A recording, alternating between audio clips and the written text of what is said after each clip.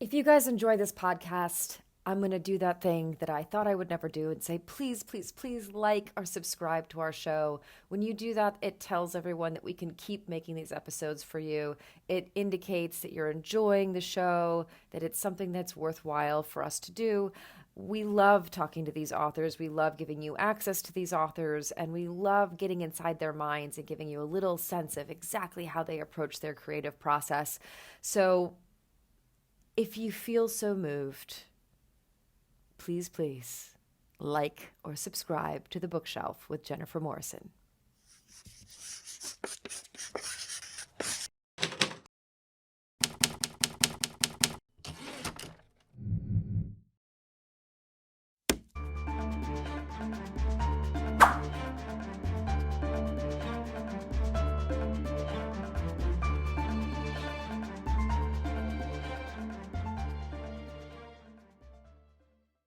Well, we're very excited that you're here. I'm so grateful that you're taking the time to talk with us. It's really just so cool to speak with you. I love your novels so much. Oh, you're so kind, and I'm very excited to talk to you. I listened to some of your interviews. They're fantastic. Oh, great. Well, thank you. Where are you? I'm in Los Angeles. Yeah. So I'm Oh, based you're in in LA. yeah, I'm based in Los Angeles with my family, but I've been working on a television show in New York. And so Oh, excited. I've been back and forth a little bit and trying to figure out how to drag the whole family everywhere I have to work, but you figure it out and you make it work. So I sympathize with that. I lived in San Francisco, and I used to have to go to LA to work. And I have 9 children, and when they were little, I used to take them all with me. oh my gosh, 9. I'm trying to travel with one. I can't imagine Oh. 9.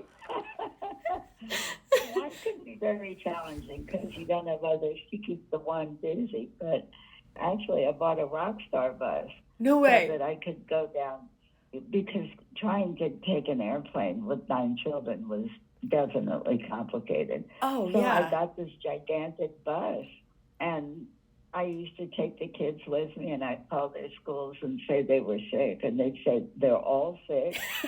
Yeah, and I would say, yeah, in a big family, they catch things when one gets it, everyone gets it. And I would take them with me to LA. That is incredible. They're all sick. Well, when one gets sick, it does spread fast. So, It does. The best one was when I called one of the children's school when they started, in high schools, and I had to call and say one of them was sick, and I did. And they said, we're very sorry to hear, but he doesn't go to the school anymore. And I was like, oh, oops, sorry. wow. Oh my gosh, that is so incredible. I mean, I am just so blown away by the way you're able to be so present in every area of your life, at least from my perspective of reading your novels. I mean, today we're specifically focusing on your newest novel, A Mother's Love, but I've also this month read A Mind of Her Own and Far From Home, all of which I really, really enjoyed. But I just feel like you can't write stuff like that without being so present in your life. I mean, you're present with your 9 children, you're present with your writing, you're present in every interview I've ever seen you give. Do you have any You don't see a lot of interviews, though. Really, I only have done 2 things. And when the kids were little, I only did those 2 things. I brought up the kids and was with them all the time. And I wrote at night when they were in bed. And now they're grown up or pretend to be. And and they are in different cities and stuff. So now I have nothing to do but write. wow. But I always said I cannot do 3 things. I can't do a social life and my writing and my family because even now, although I'm not in the same city with them, we talk constantly and I try and help with various problems and stuff. But it's like interviews. A lot of times the publisher will want me to do publicity, and I can't do that and the writing. Yeah. I need to be very present. I totally get that. It's hard to explain sometimes how much of an interruption something can be. The amount of times someone will say to Oh, me, well, it's just an hour. And I'm like, no, it's not just an hour. It's the mental interruption of being in that's the flow exactly of right. something. I don't make any appointments when I know I'm starting a book, because just knowing that 10 days from now you have to do X, it distracts me completely. And I agree with you. People always say, oh, it's just an hour. No, it's not. I have to comb my hair, take a bath, get dressed, Yep. get to wherever it is. And it's hours. And then when I come back to work, I don't feel like working. And then it interrupts the book. So I don't see anybody when I'm writing. You're making me feel a lot better about the fact that I have I have the same sentiments about these things. And I was like, is it just me that this feels really hard to be interrupted and get back into all of it? So It's terrible. Oh And man. people don't realize it used to be, because I was working at home.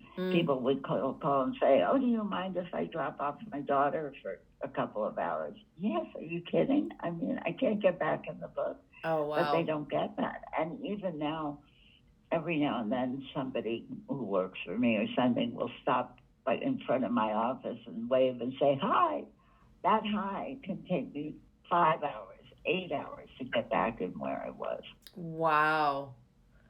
That is so, I mean, I so relate, and it's so fascinating. It's such a mysterious thing. I mean, I think it's why I feel so lucky to get to do these interviews and to talk to novelists that I love, because there's just something so magical and mysterious about that creative space when you're creating a story and all these characters in this world. You know, it's like, it's something I wanted to ask you about actually, is just you have this ability to introduce us to a world and to characters so quickly and so fully. Do you have like, I don't know, like a set of things that you kind of have to accomplish in order to do that? It's like I can immediately see the world. I can immediately see these characters. And it's oftentimes, it takes like 100 pages to get into a book sometimes. And I'm in by the third paragraph. I'm in by the first sentence, when I'm reading your novels. So is there something that you kind of figured out as you've written your 80 books or something like that? Is there some system that you figured out to be able to really do that so fully, so quickly? Well, one thing that I do when I always do the outline, the original outline by hand. I have to have an outline, otherwise I wander all over and I'm trying to figure the book out as I go, which doesn't work for me anyway. But I start doing the outline, and I have several pages where I've got the characters, but I keep adding to their personalities. They went to college here. They had a traumatic experience there. Their mother died when they were 7, all the stuff. And it gets compacted into this person. So when I start the book, I know who they are. And I don't think you have 100 pages. I hate books because I'm so sort of stubborn, I guess.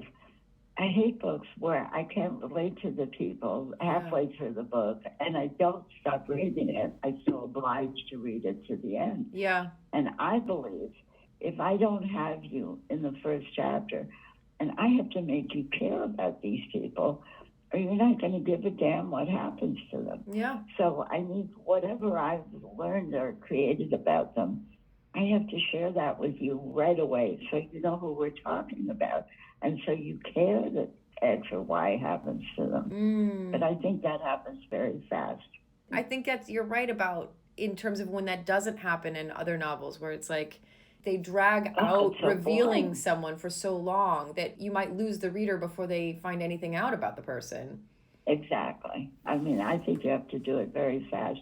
And for the surroundings, it's not as emotionally important unless there's something shocking about the surroundings. But people need to know. And I taught for a very brief time. I taught school for 3 years. And I taught high school seniors English and writing. And I used to do this trust walk, which the kids loved because they'd heard about it from other students.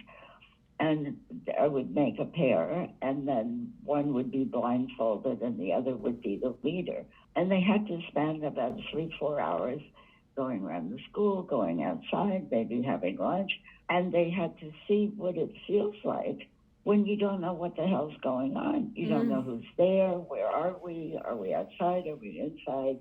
Are there a lot of people here? And they were bumping into things. And they suddenly understood the frustration of the reader who doesn't know what's going on, where they are, what it looks like, how many other people are there. Fascinating. And then they'd switch off and the other one would be blindfolded. But it was one of the best illustrations I could give them of including the writer in what's happening. And I said, when you do that and you're blindfolded, you suddenly notice things like the clock ticking or a sound or a smell. And that's part of it too. When somebody is told, God forbid, that their mother died, some detail will stick in their mind. Huh. Like if they could hear the clock ticking or there was a siren in the distance. And all of that needs to go into the book. Yeah. Wow. What an incredible way to make that point. That's great. Yeah, and they really got it and they'd get mad at each other because at first they wouldn't tell each other enough. So they'd bump into something or fall over something or be annoyed they didn't know who was there. And it was a great illustration. Because they had to learn what to share with each other. Yeah, I was a terrible teacher. I don't know about that. I feel like this story is proving you wrong in that. Well, it was my only moment of greatness, I can tell you. It's amazing. How kids pick a teacher that they pick on and, they just treat abominably. And I was teaching 18-year-olds because they were high school seniors, and I was 23. Oh, wow. And I'm 5'1", and they were all bigger, smarter, and louder and meaner than I was. And I could never control them. And then the senior teachers would come in and give me dark looks and get the class whipped into shape in 3 minutes. They'd leave, and the students would torture me again. Oh, my God. Oh, well, thank goodness you only taught for 3 years because we needed you writing 7 books a year. So, thank goodness. God. It's a lot of books. It's incredible. I mean, and they're all, one is as beautiful as the next, which is just so, just speaks so much to your love for what you do. And I love my characters. They've become so real to me. Oh, I bet. And so when you do these outlines, because you were saying you outline the book, and I know from just reading about you that you often are writing multiple novels at the same time. Do you do several outlines up front? Like if you're going to do 7 books in a year, do you do 7 outlines and then kind of write them all simultaneously? No, I do the outlines when I feel inspired on the subject. And I do several of them. At first I do a very rough handwritten one, and then I keep fiddling with it and adding to it and personality stuff and events and then I do a very clean typed one. And I used to have to submit my outlines. I don't anymore, but I do it for myself. Yeah. And I find I don't stick to them as closely as I used to and make changes along the way, but it gives me a structure. Yeah. Otherwise, I'm figuring it out as I'm writing the book, and then it drags on and you make mistakes, and I need the outline. And sometimes, like right now, I had an outline in my mind for an idea, and I wrote it now. I'm going away for a few weeks, and I will write the book I start the book when I come back. Okay. But I've got the outline all set, so I know where I'm going in the story, and I'll probably fiddle with it some more while I'm away. This way I know it's there waiting for me. Yeah, oh, that's got to be a nice feeling. And it is. What does the research process look like? Because I feel like so many of your books really feel like historical fiction in terms of the way that you drop your characters. And they're very, very carefully researched. I had only 2 researchers in my whole career. And I wrote my first book at 19, so it's been a long time. Wow. But right from the beginning, actually, I had a very good friend, and she was a historian. And we had known each other since we were 13 years old. And I asked her if she would research one of the books, and she did 30 years of it, and now her daughter is doing it. But I'll get an idea, and I have an idea of the setting and the historical time. It could be present day. But I make a list of all the areas that are going to touch on in the book. Maybe an illness, maybe a war, maybe a city or a state or something or a business. Mm-hmm. And I warned the researcher I'm going to need stuff on those subjects. And, if I can narrow it enough, then she can start looking for details about it. If I know somebody is going to get X illness, she can research that illness and what the treatments are and the medications and blah, blah, and the side effects. And so she can get a jump start. And then when I have a first draft, I go through it, and on almost not every page, but a lot of pages, questions pop up where I need specifically, the other day I needed the name of where the Golden Globes are held, stuff like that. And I get a whole page of questions, and some of them could be very involved historical details, and some are technical, and some are just, what's the name of the street something is on. Sure. But I get the whole list of questions of where the holes are, and she does that. And then when I do the second and third drafts, I put the research in. Oh, that's really cool. But I mean, something simple like I did a 19th century book, and I've done several World War I books. And I said, they sang Happy Birthday. Well, did they sing Happy Birthday in 1911 or right. 1812? She put her hand on the doorknob. Did they have doorknobs? Right. There are a lot of things that you don't realize you need to know, but you do need to know, because if you do them wrong, people catch you on it. Yeah, and I really just felt all that detail in all the books, but especially reading Far From Home with everything that was going on with the war. I felt like I was right there in the war zone, and right there, in terms of the way that you used language and the way that the characters were interacting, and it just felt so palpable of them being dropped in these dangerous situations, and I could really feel the detail of all that research. It's really incredible to hear the process that you go through to kind of hone that in. It's nice when people notice it, Well, I think, what it is, in my opinion, and I feel this way about acting as well. I feel like oftentimes the actors that I admire the most and whose performances I love the most are so effortless and invisible that you forget that they're acting. And it's so hard to achieve that. And so oftentimes I think some of the greatest performers don't get credit because they're not showing you how hard it is to do what they're doing. And sometimes the people, that's true. Show you the work. They're like, let me show you how hard I'm working. And I feel like you're the author version of that, where you do so much detail work and so much heavy lifting, quietly behind the scenes before you put it all out there. And then you make it seem so effortless that sometimes people may not realize what goes into it. It seem effortless. So one of my daughters was in ballet forever, and she danced professionally for a short time. And I went to one of her classes to watch, and she actually had a French teacher. And the girls were, I guess there were boys in the class too. They went across the stage, and they were late teenagers. And they, thumped across the class. They looked beautiful when they did it. And she stopped the class, the teacher, and she said, no. She said, people don't come to the ballet to go, ooh.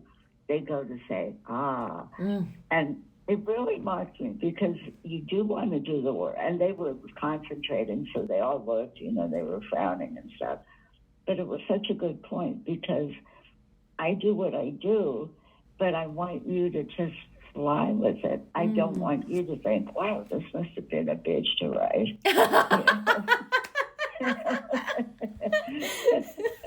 So you're not supposed to see the hard work. Yeah. You're supposed to enjoy it. Yeah. Well, it struck me the other day, I was watching a show that I really liked, and the actor in it was so good. And I found myself wondering, because I know nothing about that, I thought, did he just do that on his own? And that was his interpretation, or was the director standing a foot away from him saying, no, look more serious, look more this, do that. And I wondered how that happens in acting. Yeah, there's multiple ways that can happen. There are moments of just pure inspiration and of something coming out of an actor a certain way. There's times where, they're close to it and then the director gives them a direction that kind of dials it in, or maybe they're super far from it and they give them a direction that takes them a totally opposite direction. But really, interestingly, I feel like television and film is really an editor's medium. That's where those decisions get made. There's so much of a performance you don't ever see. Most of it's on the cutting room floor. And so you're getting the perspective of the combination of the editor with the director and the writers in terms of who's making final decisions about that stuff. Which is, actually true in writing too, in that you write something, and if you get the word just a little off, it changes the whole mood. You can change the whole mood of that episode or a moment with the language, and even with a comma put in a different place can change the whole tone of it. Yeah. I'm always impressed by how similar the various creative arts are. Yes.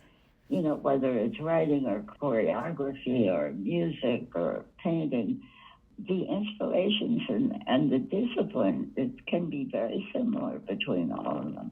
It's just I happen to get my inspirations in words, and somebody else gets it in a painting, and someone else gets it in music.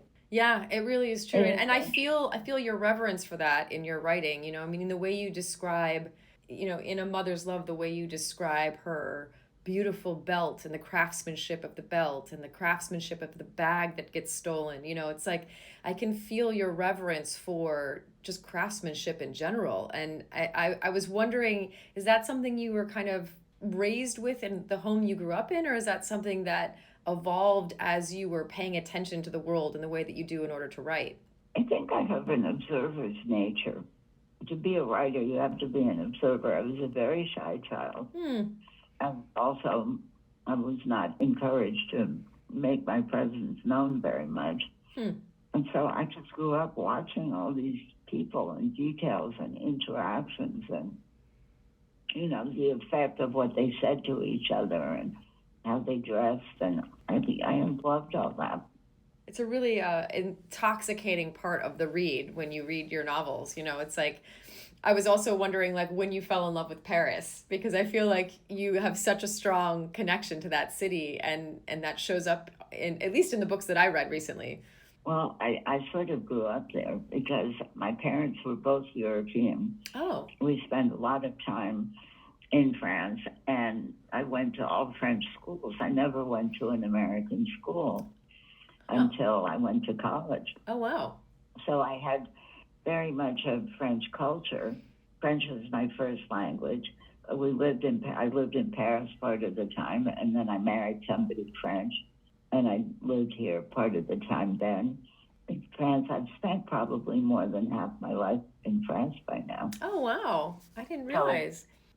So it's kind of built in. Well, it so intimately, that makes sense. I was like, I could feel that, and I wasn't sure where it was coming from, but I could feel that. I was like, I could sense that I wonder that people get tired of Paris, but I know it. And for instance, when I was a kid, my reference points as a child are French.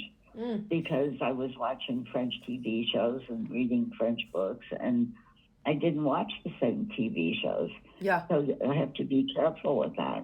I mean, I don't know. Maybe I just also like Paris and France, but to me, it felt just exciting to be able to feel that intimacy that you have with the city and feel that come through. It was good. I find it exciting because it's like we live in America, and a lot of I'm sure you have readers in every country, but in terms of your American readers and the people probably listening to the podcast, it is exciting to really understand and experience a city through your words, because you have so much to offer. There's nothing generic about the way that you're offering up that city. It's so specific and it's so alive. That moment the moment in A Mother's Love when her bag gets stolen in Paris, my heart was pounding. I just thought it's so relatable, that feeling of like you're somewhere, alone. She's taking a risk to be there alone, and then just to have everything that made her feel safe suddenly gone. And it's like, where do you turn? How do you even get a phone? How do you pay the driver? How do you pay for the meal? How do you, it's just,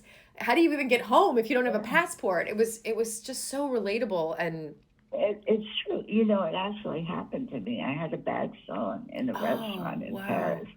It was a very brief period between the confinements because I spent COVID in France, Mm. and I felt safer there, and I got kind of stuck, so I stayed. Yeah. But it is, somebody takes your bag, and it's like your whole identity is gone. As you said, your password, your favorite sunglasses, your wallet, Yeah. you know, the stuff you keep in your wallet, you know, your favorite hanky. Yeah. All But, the you know, just stuff. day-to-day You're stuff. just, and the guy who stole the bag, they eventually, it was an extraordinary story. They found it. Huh. But he dumped in a trash can everything in it. And I had a pair of sunglasses that I loved that they don't make anymore, Ugh. you know, and it's not about the value of the contents, although they can be. It's a part of you. I guess for a woman, I slap around all this crap in your handbag, and Yeah. then it's gone. Yeah. Well, and it was just so beautiful the way you then tied such an exhilarating event to the idea of it triggering. Do you pronounce it Mm. Hallie or Hallie? Hallie's? I guess Holly, Yeah, her past. I mean, obviously, she did not have a safe upbringing between her mother and her father, and had really had a lot of trauma in her past. And it was so interesting to watch psychologically the way you had Hallie walk all that out. I kept finding myself wondering, like, did you study psychology? It feels so like deeply no, understood what exactly she was I going just through. had a messy life. I guess that gets you to the same place as studying psychology, right? Yeah, it's really, if you live it. As somebody said to me at lunch today, you know, oh, you know, well, understand things so well. I thought, yeah, in my books, I wish I could sort things out as neatly in my real life. You know? You do have such a beautiful sense of hope and resilience in your characters, though, too. I mean, I also found myself really, I don't know, just like moved by your faith in that. Like, I don't feel like I find that often in literature. It seems like so much of what is out there is like these toxic, horrible situations between friends, between mothers and daughters, between partners and lovers. It's everything just feels so, it feels somehow like it has to all be so toxic. And I found it so invigorating to read these characters who they all went through real stuff. They all have stuff in their past that is tough and real, but that there's a resilience in them of figuring out how to work through, being willing to face, for Hallie to be facing all of these issues as they come up as opposed to running from them. And it just felt so inspiring to read characters like that. And, hearing you say part of the reason you understand all of that is from having a messy life, like, where do you feel like that perspective of resilience and hope comes from? Because it's so powerful in your novels.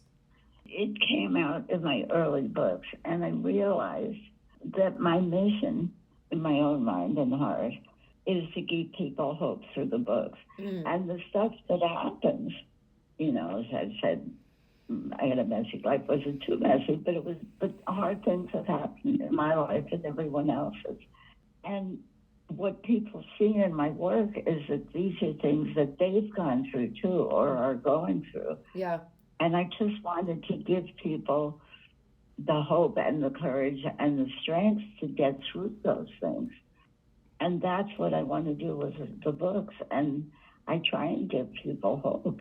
I hate books with, bad endings and toxic people. And that's not what I write. And I don't want it to seem sappy, but I want to give people courage.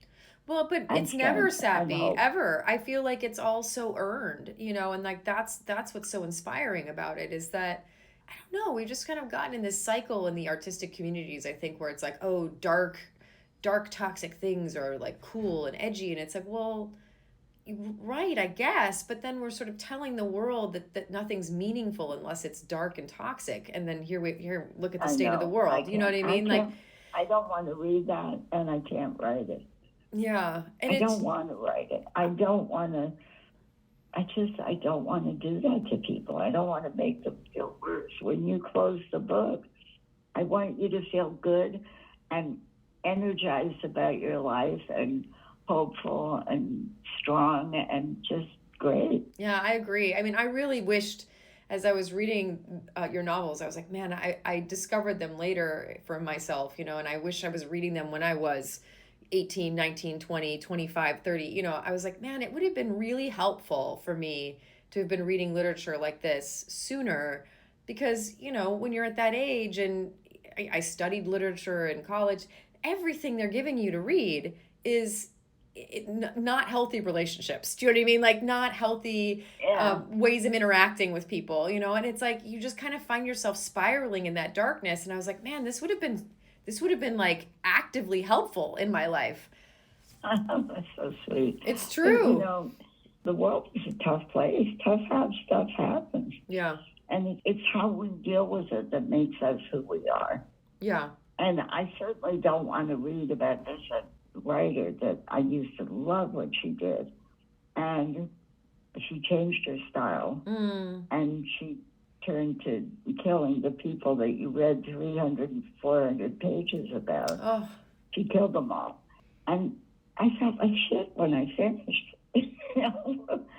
And I stopped reading that person because it's too depressing. Yeah. I mean, I can sit home and contemplate the miseries of my own life, but if I can help one person or save one person or give one person hope, that's fantastic. Well, I can be that one person for today. I'm sure that it's a lot more than one person. Thank you. Sometimes it helps me too if I'm working through something. Yeah. And all of a sudden, I find the answer in what I write. It's like, oh, who wrote that? Yeah. And it is the answer. It's a great way to kind of get there. Yeah. Do you feel like you believe in, this is going to feel like a little bit of a pivot from this, but somehow it feels connected to me. Do you feel like you believe in fate? I feel like there are these sort of fateful events that unfold that I feel like happen in my own life. And that's why it feels so relatable when I see it in your novels and with your characters. But is that something you fundamentally believe in, or does it feel more like coincidence, or I don't know? How would you speak to that? For me, it's a combination. I do believe in fate to some extent of the paths where people cross. But I'm basically a pretty religious person. Oh, okay. And I believe that there is a higher power looking out for us. And some of those things are not just an accident. And even in a smaller sense, sometimes there are people who are really difficult to deal with. But I often realize that that person was brought into my life to teach me something, and I'm here to teach them something. Yeah. And it's up to us to learn something from each other, because not everybody we deal with is easy. Yeah. Whether it's a tough boss or a difficult family member or or a coworker you hate. Yeah, I really loved Henri in A Mother's Love for that reason. Like I don't know what you called him. I can't remember what his title was, but he was like the groundskeeper of the apartment that Holly rents. And just the fact that he was just determined. He was determined to not like her. He was determined to be grumpy. There was just something, there was something so great about it. I was like, this just makes the world so much richer and so much more real, because there's always that person, and I thought, oh man, I really like this guy. Somebody who on a bad day will try and make it worse. Yeah. And every now I'm tempted to just look at them and say, oh, you must be having a really bad day today. Usually I don't say that, but you do think about it. But I think everybody who we deal with is brought into our life for a reason. Yeah, I like that. And sometimes it's really hard dealing with them. And actually, it's something that I think is lacking a lot in this generation, where people are working from home and they rather work from home than in an office. But they're missing out on so much. They're not just missing out on the laughs at the water cooler or in the cafeteria. They're missing out on the tough boss and the shitty colleague that you don't like. Yeah. That you have to learn to cope with and deal with. Yeah. And make it work. they don't have that experience because they never meet anybody or not very many people. Yeah. And I think that's an important part of life is how do you deal with the difficult people and the difficult events and all of that. Like, Very isolating yeah, to be the alone at home. way that we respond to those people says a lot about the state that our own beings and hearts are in. And if you don't have those occurrences, you aren't challenged to deal with yourself, right? Like you're not. Yeah, and you need practice at it. You know, you can't stand the person at the next desk. However you deal with it is going to color how you deal with it the next time you don't like a coworker. But they don't have them. They're home in their pajamas with their dog. Right. Yeah. You know, and they're missing out on a lot that way. My children don't agree with me, by the way. Oh, I 100% agree with you.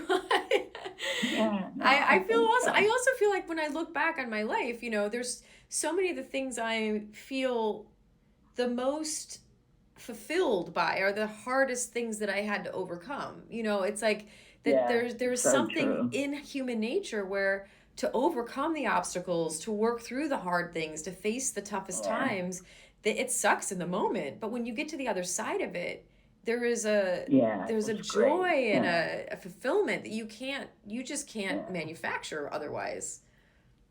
All those hard situations make you grow. Personally, I'd rather have an easy life and stay very small. but you don't have the option. And when the tough stuff happens, you have to deal with it. I Yeah. mean, think how hard it was for all of us during COVID. Yeah. It varied very much from state to state in America. And I was in France, so the rules were the same for everybody. Mm. But it was so hard. I was isolated alone in an apartment for months. And I mean, it was so difficult and so lonely and so scary. Yeah. Well, and everything was so unsure. There was just I know. there were no social Yeah. structures or, safety nets to build for ourselves at that Oh, and they time. kept telling us if you do this, you're going to die. If you do that, you're going to die. If you're old, you're going to die. I mean, it was Yeah. terrifying. Yeah. No, it's wild. I think It'll we be, all had PTSD for a while. oh, I'm sure, I think we all probably still do and don't even necessarily realize how deeply ingrained Yeah. that's going to be. It's going to be a long time before we really know the results of it in terms of how it impacted, Yeah, children and sure. all of that stuff. But And I read a very interesting paper where it said that it is extremely traumatizing to make a decision that is life-threatening. I mean, that is the hardest thing we face. And we had to do that every day because if you went to the grocery store, you had to decide, oh shit, I might get, yeah, I might get COVID and I might die. yeah, yeah. And we were making decisions like ourselves for the people we love. It was terrifying. Yeah. And I think I didn't realize how shaken up I was till I went back to the States and saw my kids. And then I felt like a vegetable. Oh, wow. Yeah, interesting how you were like, you Yeah. kind of find a way to survive it in the moment, and then it's kind of afterwards that it all hits Exactly. you. Yeah, exactly. And my books touch on all those things. I'm thinking of A Mind of Her Own where, when Alex is dealing with everything that she loses, all of the people she loses during the war, and then the Spanish flu on top of it. It feels like a very similar parallel to kind of what's going on in the world right now. It was. And I mean, the timing of that, people survived the war and then they got hit with the Spanish flu, which took out even more people than the war. It's so wild. And just, I feel like, we're just living in a time where people don't think about and talk about World War I and World War II the way that they used to. And people are forgetting what it was to have the entire world wrapped up in that kind of loss for so long. It's like, I don't think that we would be in as contentious of a state as, in politics and all of those things if people were remembering what it was really like to live through all that. I think that's true. I really do. Funnily enough, I've always found it harder to relate to World War One. And I think it's because it's so long ago and so many things are different. Yeah. But World War II seems like it was just around the corner. Technically it was, but somehow people are forgetting. It's like, it's wild. Yeah, they do. They do. But I mean, the impact was just incredible. Yeah. No, absolutely. I was curious, in A Mother's Love, Hallie is a writer, which you don't often, I feel like, have writers as your protagonist. And there are some beautiful passages when you describe her writing process.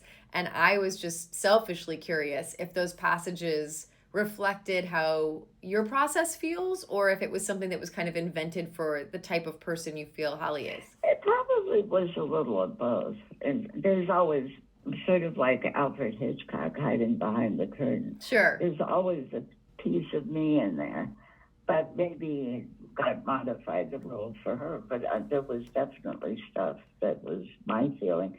It's so hard to decide what their jobs are going to be. Yeah. Women characters and the men. So there are only so many jobs in the world. Yeah. And I struggle over what their character would be and, would they like the job? And it's hard. Well, it felt so great that, I think you even have a quote where in the book where you say, she found her voice and healing through her writing.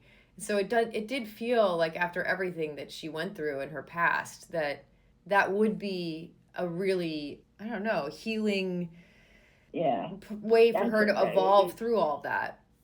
Yeah, it is healing for me, I have to say. And I make sense of things that have been difficult in my life as I'm writing. And suddenly I get insights about those things that I wouldn't have if I didn't write.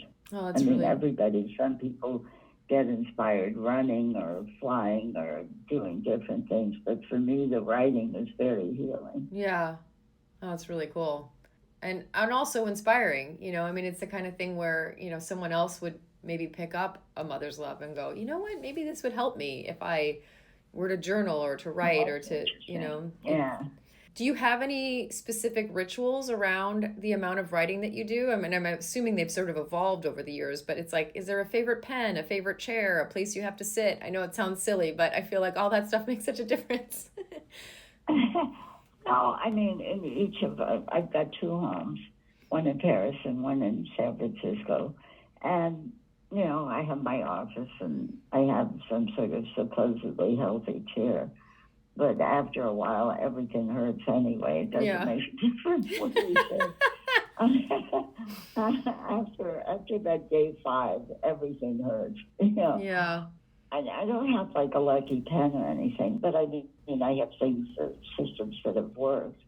It's very hard always for me to start a book. I mean, I go around in circles for a couple of days, and I reorganize my shoes and my nail polishes, do laundry, and pay bills, and anything I can do to avoid starting.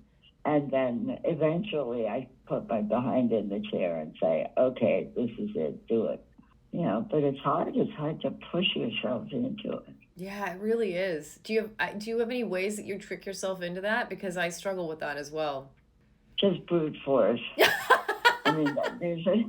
When I run out of nail polish to arrange alphabetically and socks to arrange by color and designer, I eventually have to sit down and get to work. But I do a lot of avoiding and, I really should call so-and-so. The poor thing, I haven't called her in 3 weeks. Yeah. And so once you are writing, how many hours a day do you kind of log in the writing space? 20 to 22, sometimes 24. Yeah. I never work less than 20. Usually 22, sometimes 20. Sometimes I've had a crazy burst of energy and I've worked 30 or 36, but that's insane. Oh my goodness. Because people say they couldn't put the book down. Well, the reason they couldn't put the book down is because I didn't put the book down when I was writing it. And you get that momentum. That's so interesting. Wow, that endurance is wild. And it is, I don't know where that comes from, but it's the way I've always done it. Huh. And then after I finish, I sleep 3 or 4 hours, and then I go back to it. Wow. And I just keep on at that until I fall out of it. So you're just in it. I mean, once you're in, you're so in. Of course you would resist that entry point. Like it's such a commitment. Yeah, it is. One of the other things that really just shines to me, and this might sound like a smaller thing, but to me it's big, is the way you name your characters. I feel like Oh, we so get hard. so much information about them based on the names that you choose, but they're also like the names are simultaneously beautiful and informative and memorable. And I was just curious what your process was with naming characters. Oh, I have every Name the Baby book that exists in French and in English. I know them by heart. And I really struggle. Sometimes the name just seems perfect. Yeah. And other times I just struggle. And not only first names, you have to find a last name for them that sounds halfway decent with Yeah. the first name. The hardest thing are the names and the jobs. Mm. And that is so hard. And you can't have the same careers all the time. Yeah. But those are really hard to do. Do you get a feeling though, like, when you're like Hallie Holbrook, like, you're just like, oh, that's it. I can feel in my bones that that's her name. Yeah, no, some of them feel really great and some of them never do. Mm. And also, I don't like names of people I know because then you get tangled up in their image. Oh, interesting. And what you know of them. So, yeah. And the other thing is that I have to be careful of is real people of that name that I haven't said some horrible stuff about them. And then they show up and say, pardon me, I'm a respectable person and your book says my name. I had a really amazing experience with that once. I used to be very careful, and then I got sloppy about it for a while because we never came across people with the same name. Yeah. And then I stopped, and we did. And after that, I've been careful again. But I wrote about a wedding planner in New York, whatever the name was. A wedding planner in New York showed up and said, here I am.